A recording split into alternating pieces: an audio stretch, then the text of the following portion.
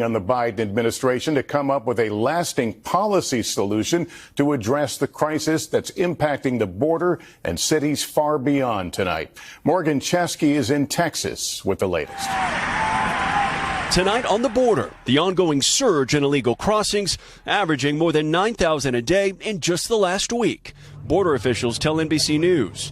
And now new fallout after that broken campaign pledge from President Biden, funding nearly 20 miles of new border wall in Starr County, Texas.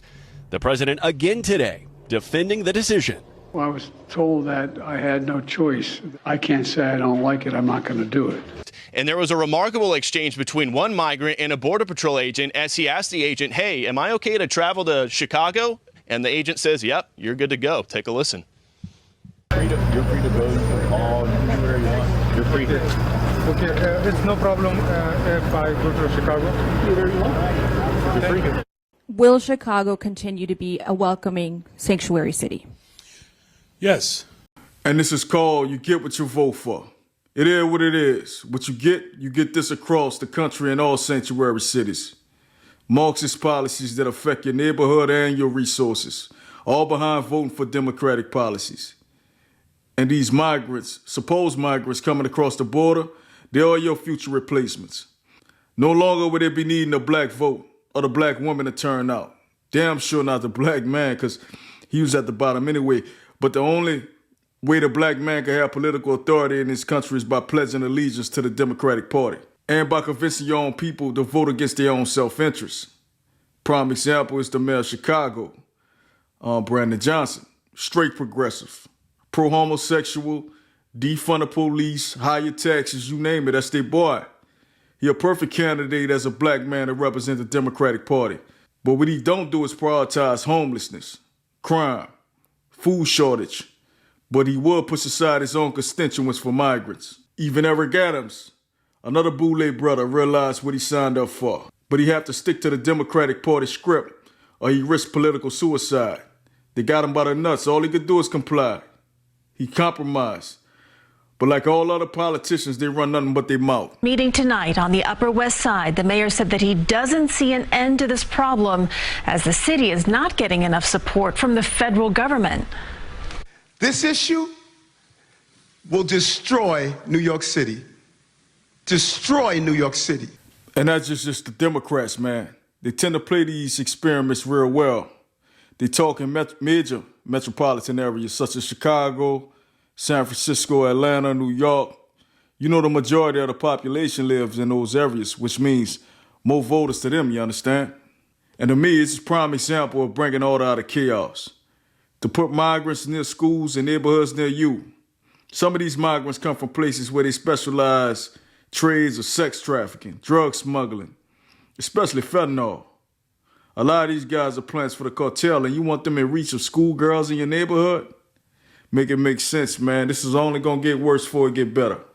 Natalie and Anthony, South Shore neighbors are pushing back against the city's plan to house several hundred migrants at the former and now vacant South Shore High School. They tell us they have now filed a lawsuit against the city in an attempt to halt that plan. Located at 76th and Constance, the city is eyeing the building for another migrant respite site. This as officials have run out of room to house migrant families, many who are still sleeping on the floors of local police stations. If their plan goes through, the school would become a site where migrants could temporarily sleep, eat, and shower. But many residents aren't happy about it and made that clear during a meeting last week. And in about 30 minutes, they'll once again gather at the school to protest the city's plans. Looking at the numbers coming out of City Hall and the state of Illinois, upwards of $150 million roughly for 6 months.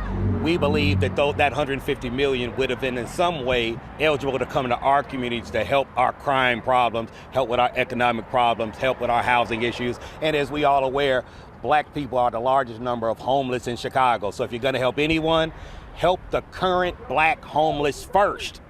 And it's our people, man. Our people never learn. All the marching and protesting, but they ain't getting nowhere with it. They stuck in quicksand. Matter of fact, the more they do march, the farther they go down as a permanent underclass. Now you have migrants from a whole nother country getting millions of your taxpaying dollars while your personal economy and communities in decay. High crime rates, but you voted for a guy who says, well, we'll defund the police. I swear, man, our black people in America suffer from an identity complex. They put any black politician in front of television sets or in front of your face, and you see that as a form of advancement. The Brandon Johnsons of the world, the Lori Leftfoots with her crazy ass, Kamala Harris. But none was more detrimental than President Obama, who did more for LGBTQ rights than the people that voted to get him in office. It's all smoke and mirrors, bro. To me, it's like a pimp and a hoe relationship, to keep it real with you. You can barely hear it, but there was some chanting in the train. It's part of a network of trains known as La Bestia, made its way into Ciudad Juarez today. And as you can see, it's carrying hundreds of women, men, and children who unloaded at the freight yard and just feet away from El Paso. You can hear them whistling and cheering as they get closer to the border. And we're having individuals come from 160 different countries across our border. The ranchers were telling us that they caught 15 Chinese nationals just recently coming across the border right where they live at.